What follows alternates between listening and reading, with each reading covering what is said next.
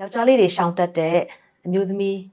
ဇယိုက်လက္ခဏာ9ချက်ကိုဒီနေ့မှာဝင်ပြမှာဖြစ်တယ်။ဒီအရာကတော့အဖြစ်များတဲ့အရာဖြစ်တယ်။နံပါတ်1တစ်ချက်အနေနဲ့ယောက်ျားလေးတွေကဘာမကြိုက်ဘူးလဲဆိုတော့ပတ်စံဖြုံးတီးတတ်တဲ့အမျိုးသမီးကိုမကြိုက်ပါဘူး။ပတ်စံဖြုံးတီးတတ်တဲ့သူကိုတငယ်ချင်းဖြစ်ကောင်းဖြစ်လိမ့်မယ်။ဒါပေမဲ့အိမ်အောင်ဘက်ဖြစ်ရွေးချယ်မှုကိုတော့သူတို့ညှင်းဆန်တတ်ပါတယ်။အရန်ချစ်လွန်းလို့လက်ထပ်လိုက်တယ်ဆိုရင်တော့မှငွေကြေးရန်ဖြုံးတီးတတ်တဲ့အတွက်ကြောင့်ငွေကင်ကိုတော့ဇနီးတဲ့ကိုမထားဘဲနဲ့သူတို့ပဲကင်မှာဖြစ်တယ်။အဲ့လိုမဟုတ်ဘဲနဲ့တစ်ခါတရံကြရင်လည်းတချို့သောသူတွေကငွေကြေးရန်ဖြုံးတီးတတ်တဲ့အတွက်ကြောင့်မလို့အိမ်အောင်ရေးပြိုကွဲသွားတဲ့အဆင့်ထိတောင်ရှိပါတယ်။ဒါကြောင့်အမျိုးသမီးများငွေကြေးပိုင်းဆိုင်ရာမှာစီစစ်ပြီးသုံးတက်ဖို့ရန်အတွက်လိုအပ်ပါတယ်။နံပါတ်2တစ်ချက်အနေနဲ့ရည်စားပွေရှုပ်တဲ့အရာကိုယောက်ျားလေးတွေလုံးဝမကြိုက်ပါဘူး။ဘာကြောင့်လဲဆိုတော့လေကြိုးမထမ်းချင်ပါဘူး။ဘယ်ယောက်ျားလေးကမှလေကြိုးထမ်းချင်တဲ့အရာမရှိပါဘူး။ဒါကြောင့်မိန်းကလေးများကိုတန်ဖို့ကိုထားတတ်ဖို့ရန်အတွက်လိုအပ်တယ်။ဥပမာအနေနဲ့ကျမရဲ့လက်ထဲမှာပဝါတစ်ခုရှိတယ်ဆိုပါစို့ဒီပဝါကိုကျမကတရွတရတန်ဖိုးထားတယ်ဆိုရင်ဒီပဝါပြုတ်ကျသွားတယ်ဆိုရင်တော့မှတစုံတစ်ယောက်ကဘေးကဖြတ်တဲ့သူကမြင်နေဆိုရင်ပဝါလေးကိုပြန်ကောက်ပေးမှာပဲ။ဘာကြောင့်လဲကျမကတရွတရနဲ့တန်ဖိုးထားလို့ကောက်ပေးတာဖြစ်တယ်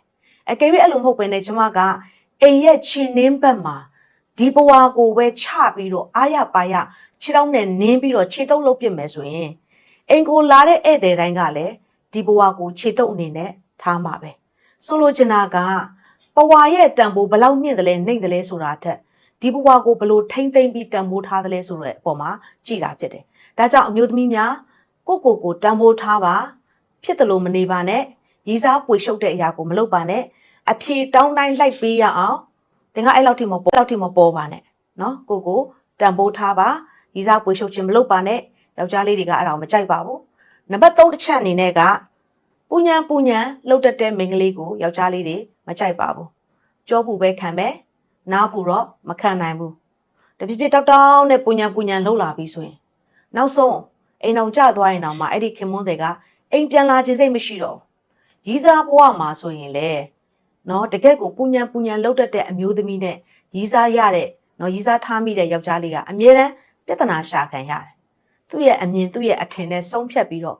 နားကြီးရတယ်အရန်ပူညံကြတော့ဘယ်ယောက်ျားမှမခံနိုင်အောင်ဖြတ်တော့တာပဲဒါလေးတွေကလည်းယောက်ျားလေးတွေအရန်ကြောက်ပါတယ်သူတို့ကပူညံတောင်မခံနိုင်ပါဘူးနောက်တစ်ခုကဘာလဲဆိုတော့နံပါတ်4တစ်ချက်အနေနဲ့နှုတ်ကြမ်းတမ်းတဲ့အရာကိုယောက်ျားလေးမကြိုက်ပါဘူးပူညံလောက်တာနဲ့နှုတ်ကြမ်းတမ်းတာမတူဘူးပူညံကတော့သူက repeat ပေါ့တပြည့်ပြည့်တောက်လုပ်နေတာပေါ့ဒါပေမဲ့နှုတ်ကြမ်းတဲ့အရာကကြတော့သူ့ရဲ့ပြောဆိုပုံတွေကအစဆဲဆိုမှုတွေပါကောင်းပါမယ်ကြမ်းတမ်းအော်ဟစ်တဲ့ဟာတွေပါလာလိမ့်မယ်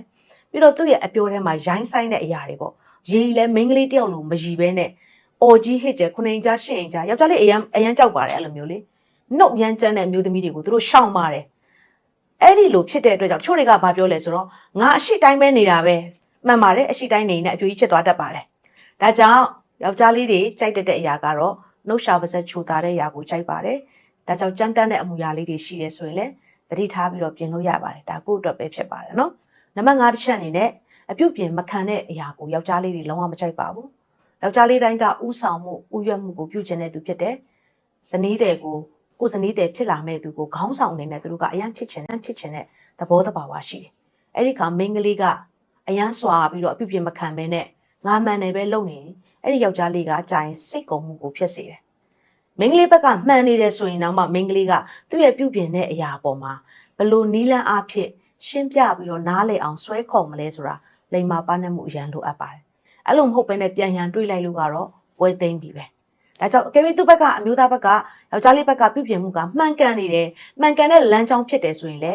မိန်းကလေးကခေါင်းမာလို့မရဘူး။နာခံတတ်ဖို့ရန်အတွက်လိုအပ်ပါတယ်။ငါမှန်တယ်ငါတကောလို့မရပါဘူး။အဲ့ဒီလိုနားလည်မှုရှိတယ်ပြုပြင်ခံတယ်ဆိုရင်တော့ဒါအိမ်အောင်ကျသွားတဲ့အခါမှာလေတာယာတဲ့အိမ်အောင်ကြီးဖြစ်လာလိမ့်မယ်။ဒါကြောင့်အိမ်အောင်ကျပြီးမှပြုပြင်မယ်လို့မလုပ်ပါနဲ့ရည်စားဘဝတွေကစတင်ပြီးပုံသွင်းမှာအိမ်အောင်ကျပြီးသွားရင်ပုံသွင်းမှုအရန်ခတ်ပါတယ်နော်ဒါကြောင့်အခုတွေကနေပြုပြင်တတ်ဖို့ရန်အတွက်လိုအပ်ပါတယ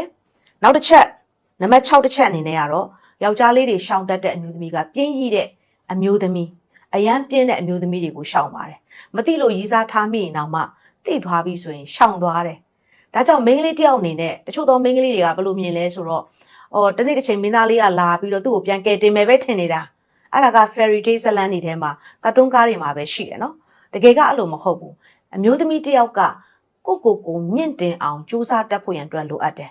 ကိုယ့်ရဲ့တန်ဖိုးကိုမြင့်တက်အောင်လုံးမသာလေယောက်ျားတစ်ယောက်ကကိုအထင်မသေးရဲမှာဖြစ်တယ်အိမ်အောင်ကြပြီးယောက်ျားလှုပ်ရှားထိုင်စားနေမယ်လို့တော့ဘယ်တော့မှမတွေးနဲ့ဘယ်တော့မှမင်းသားလေးရလေလာခဲ့မှာမဟုတ်ဘူးဒါကြောင့်မပြင်းပါနဲ့ကြိုးစားပါလုံလဝရိယနဲ့အားစိုက်ထုတ်ပါကိုဘသူလဲဆိုတဲ့အရာအိမ်အောင်ကြတဲ့အခါမှာခင်မုန်းတဲ့ကိုယ်တိုင်ကကိုဂုံပြူရတဲ့အထိဂုံယူရတဲ့အထိကြိုးစားလိုက်စမ်းပါအဲ့ဒီအရာကယောက်ျားလေးတွေအတွက်အရန်ကိုသူတို့ဇနီးတဲ့နဲ့ပတ်သက်ပြီးပြောရတဲ့အခါမှာဂုံယူမဆုံးဖြစ်ပါတယ်ဒါကြောင့်မပြင်းပါနဲ့မိန်းကလေးများအခုတည်းကနေကြိုးစားတတ်ဖို့ရန်အတွက်လိုအပ်ပါတယ်နောက်ဆုံးတစ်ချက်အနေနဲ့နံပါတ်9တစ်ချက်အနေနဲ့ကယောက်ျားလေးတွေရှောင်တတ်တဲ့အမျိုးသမီးက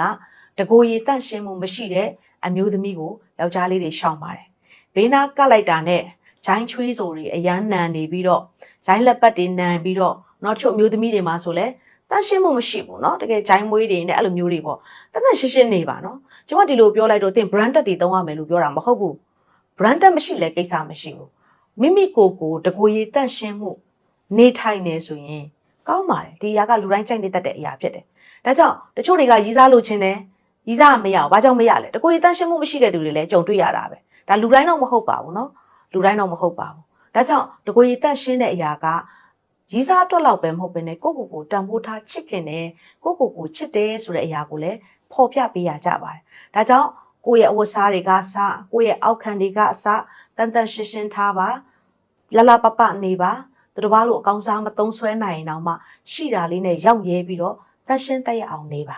အဲ့ဒါဆိုရင်လူတိုင်းတန်ဖိုးထားတဲ့သူဖြစ်ပါတယ်ဒီချက်9ချက်ကတော့เนาะယောက်ျားလေးတွေရှောင်တတ်တဲ့အရာတွေဖြစ်တယ်ဒါကြောင့်တစ်ချက်မှမမေ့ဘဲနဲ့အများကြီးတွေကနေပြီးတော့ဒီချက်9ချက်ကိုဝေမျှလိုက်ပါတယ်ကျေးဇူးတင်ပါတယ်